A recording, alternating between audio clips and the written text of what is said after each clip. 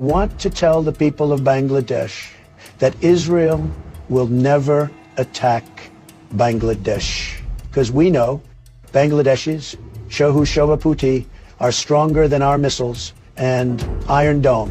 ইরানের অবস্থা দেখে আপনি হয়তো আফসোস করছেন, মনে মনে বিড়বিড়িয়ে বলছেন, এমন পরিস্থিতির সামনে পড়লে কি করবে বাংলাদেশ? ইরানের তাও তো অস্ত্র ভান্ডার পাকাপোক্ত, কিন্তু বাংলাদেশ। দর্শক, এই কি ঘোষণা দিলেন ডোনাল্ড ট্রাম্প? এবার ইসরায়েল নাকি বাংলাদেশে হামলা করবেন এবং কি বাংলাদেশ কি প্রস্তুত রয়েছেন কিনা এই ভিডিওতে আজকে আপনারা দেখতে পারবেন। হঠাৎ করে বাংলাদেশে হামলার কি পরিকল্পনা করছেন ইসরায়েল? দর্শক, ডক্টর ইউনুস কি বলেছেন এবং ডোনাল্ড ট্রাম্প একই ঘোষণা দিয়েছেন, যার ঘোষণাতে সারা বাংলাদেশে এবার তোলপাড় সৃষ্টি হয়েছে। দর্শক, চলুন এই ভিডিওতে আমরা বিস্তারিত দেখে আসি। খুবই গুরুত্বপূর্ণ একটি ভিডিও, তাই না টেনে সম্পূর্ণ ভিডিওটি দেখবেন। চ্যানেলে নতুন হয়ে থাকলে সাবস্ক্রাইব করে রাখবেন পরবর্তী ভিডিওর জন্য। একটি লাইক করে দেখতে থাকুন সম্পূর্ণ ভিডিওটি। Tell the people of Bangladesh that Israel will never attack Bangladesh because we know Bangladeshis, Shohu Shovaputi, are stronger than our missiles and Iron Dome. আমেরিকার প্রেসিডেন্ট ডোনাল্ড ট্রাম্প ব্যাখ্যা করলেন ইসরায়েল কেন বাংলাদেশে হামলা করবে না। ট্রাম্প জানায়, বাংলাদেশ থেকে আমার কাছে অনেক প্রশ্ন আসে, এর মধ্যে অন্যতম একটি প্রশ্ন হচ্ছে ইসরায়েল কি কখনো বাংলাদেশে হামলা করবে?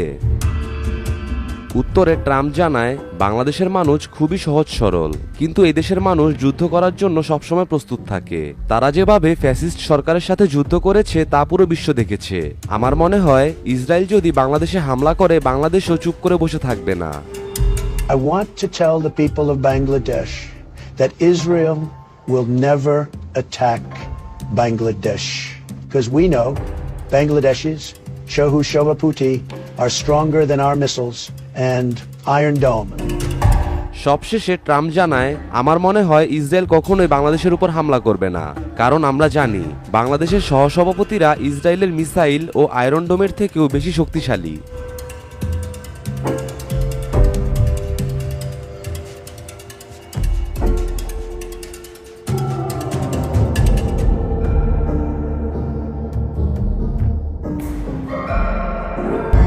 ইরানের অবস্থা দেখে আপনি হয়তো আফসোস করছেন, মনে মনে বিড়বিড়িয়ে বলছেন, এমন পরিস্থিতির সামনে পড়লে কি করবে বাংলাদেশ? ইরানের তাও তো অস্ত্র ভান্ডার পাকাপোক্ত, কিন্তু বাংলাদেশের? আপনার চোখে হয়তো বাংলাদেশের হাতে তেমন কোনো উল্লেখযোগ্য অস্ত্রই নেই। প্রতিরোধ তাই দুরাশা।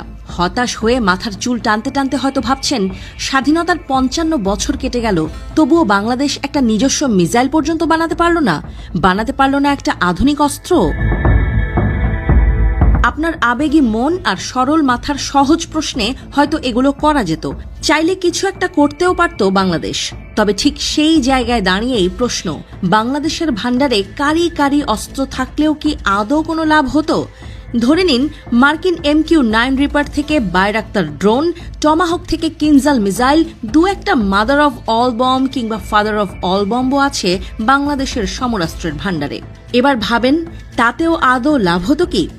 এমন হামলা হলে সেই হামলা কি আদৌ ঠেকাতে পারত বাংলাদেশ? বিশ্ব রাজনীতি আর ভূ-সামরিক কৌশল বলছে পারত না। আমেরিকার যে আধিপত্য বলয়, সেই বলয় ভাঙা বড়ই কঠিন। অস্ত্রের চেয়েও এর ভেতরে চলে বড় খেলা। এমনকি আমেরিকা যদি চায়, তবে পারমাণবিক ক্ষমতাধর ভারত পাকিস্তানে ঢুকেও হামলা চালিয়ে যেতে পারবে। তাতে ভারত পাকিস্তানের চেয়ে পরমাণু বোমায় তা দেয়া ছাড়া আর কিছুই করার থাকবে না।